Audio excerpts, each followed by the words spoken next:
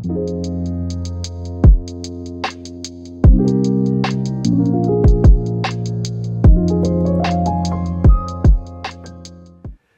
everybody, welcome back to The Pressing Matters. I'm Scott. Thank you for tuning in today, and thank you for your support. Today I'll be covering a very interesting title. It is Debussy's The Sea, or La Mer, backed with Ibert's Ports of Call, Charles Munch and the Boston Symphony Orchestra, recorded in 1957. I'll talk about the 4 pressings I have and the surprising results in just a moment. Very briefly, if you're not up to date on the Living Stereo situation at Analogue Productions, please watch my video called The Final Act for Analogue Productions Living Stereo. That'll get you up to date. And watch the videos that followed it. There are now 10 titles out of stock and out of print at Analogue Productions for the main series, and 4 from the Decca series.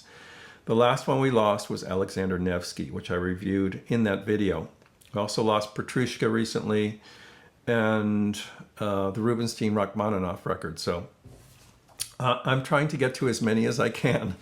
And I ordered this one and 3 others in my recent batch. I'm going to show you the others just so you know. I was kind of waiting to surprise you, but so I got the C, which is in a beautiful gloss jacket. I got Vivaldi, The Four Seasons, which I don't have in any form at all. I do have a friend that I've met through the channel that has a 1S pressing of this, and he may send it to me when I do this video so I can do that review with a comparison. He decided to just go all out and get the second set complete. So originally, when this series came out, they reserved numbered sets of 25 titles for the price, you know. And the second set is still available, and he didn't have many of them. He only had like 5 of them. So he went ahead and ordered the full set. I said, oh my God, that must have been so expensive. But it's the only way to get some of the out-of-print titles. And eventually he can sell off the ones that he has doubles of. Actually, I might buy a couple from him. This is the other one I got, and look at that. Oh, so pretty. The Rubinstein Chopin Concerto. Wow, that looks so beautiful. Can't wait to hear that. The third one is the Tchaikovsky 1812 Overture. I think I have this in a Victrola, and that's it. Original pressing is very elusive of this record. It was only in print for a short time. So those are coming up. Also the Sibelius Heifetz. And I've kind of made a list of what I still need, and it's quite long. And I'm like, man, this is going to cost. So these reviews are to guide you to the ones that I think are definitely worth having.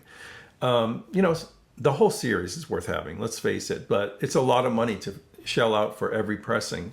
So it's good to get some guidance. There's been a couple of occasions where I preferred the Classic Records edition or early pressing, an early shaded dog, a 1S.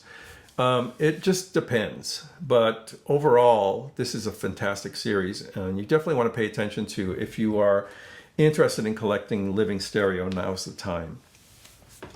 Let's look at these pressings. So the C is such an interesting composition. It doesn't really fall into the traditional structure categories. It's not a symphony.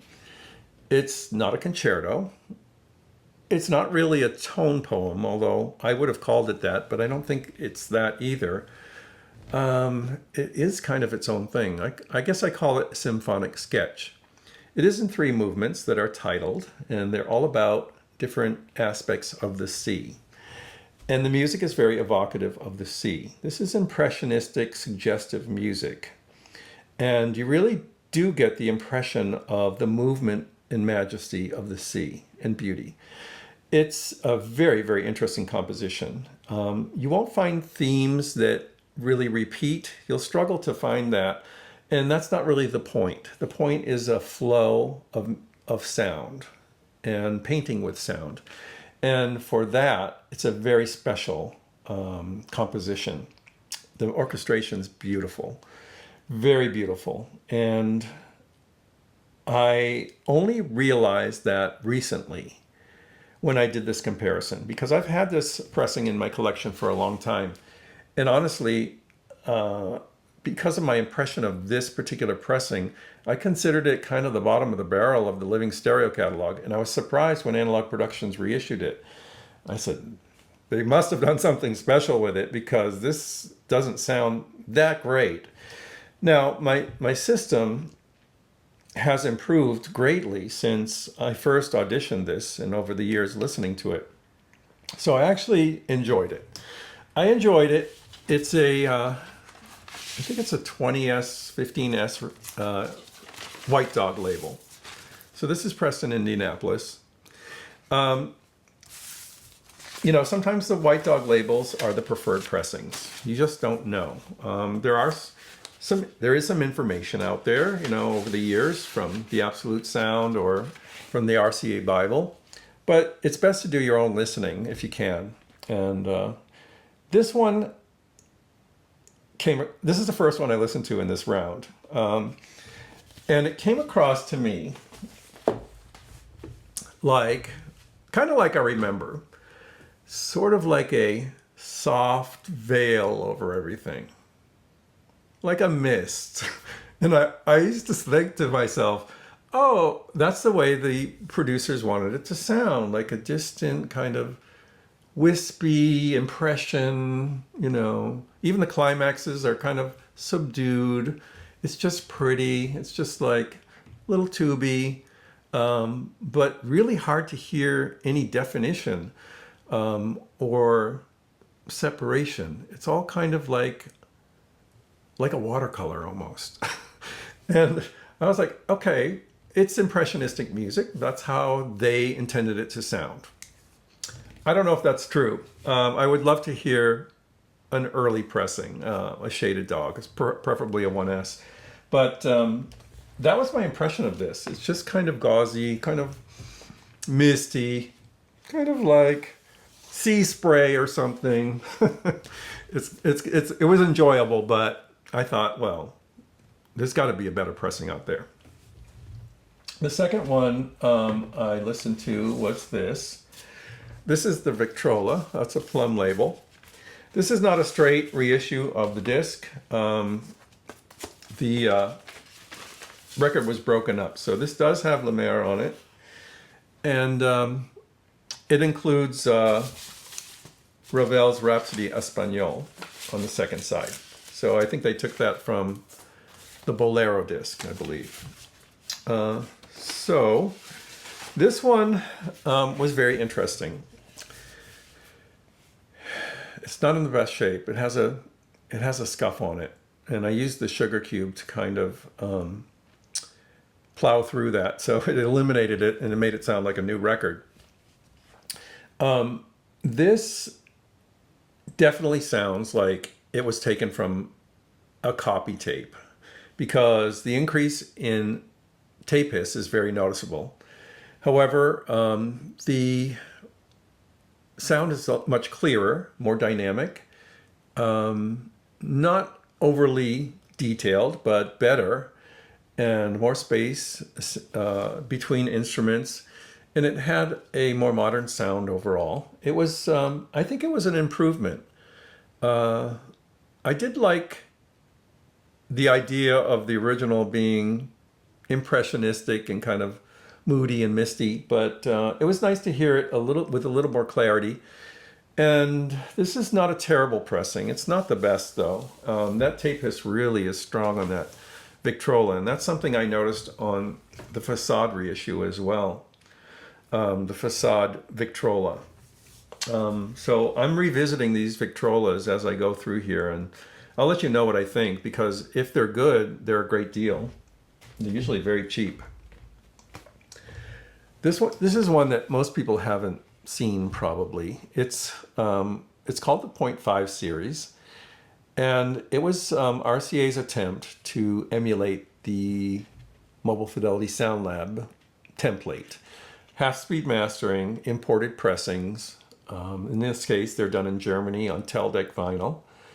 And their most famous recordings were done in this series. There's about a dozen, I think. I have most of them.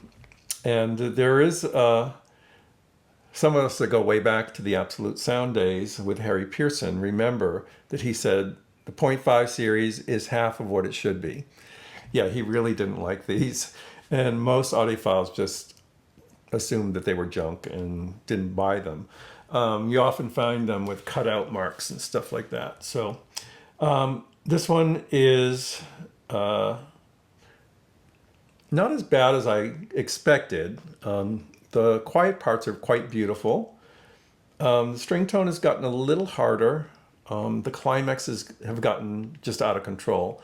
The brass climaxes can be a little too piercing on this. They're supposed to have some bite, but this makes it sound unpleasant. And the clarity is good, but it's lost a little bit of its luster.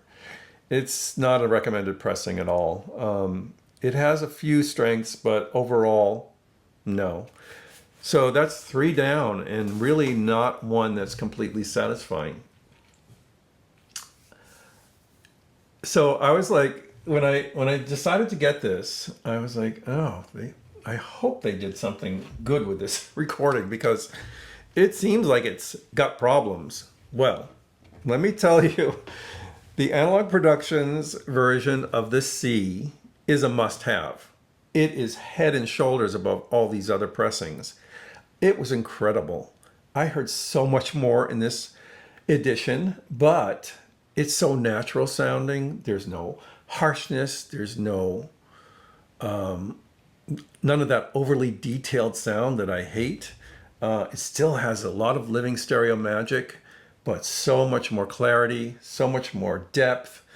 The woodwinds sound beautiful on this. The harp sounds wonderful.